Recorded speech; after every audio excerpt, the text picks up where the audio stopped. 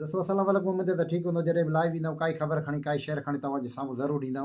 अॼु main issue आहे main तालीम जो, तालीम जो मयार, तालीम जी बहितरीअ जे लाइ उन वालदेन खे मैसेज ॾियणु चाहियूं था त 9th 10th जा ऐं फस्ट ईयर इंटर जा एनरोलमेंट बोर्ड जा दाख़िलाऊं जारी आहिनि, जंहिंजी आख़िरी तारीख़ जेका आहे 18 जनवरी 18 खां 20 जनवरीअ ताईं।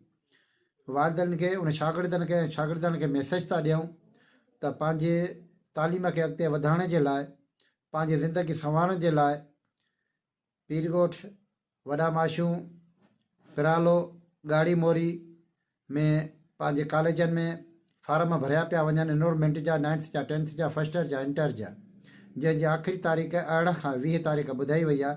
जिन बि दोस्तनि खे जिनखे अदीन खे असांजी नियाणियुनि खे ख़बर नाहे, उन जिन वालदेन ताईं इहे मैसेज पहुचाइणु चाहियूं था त पंहिंजे ॿारनि खे दाख़िलाऊं वठराइनि, एनरोलमेंट जा फार्म भरिजनि था, उन्हनि खां पोइ एग्ज़ाम फार्म भरिबा।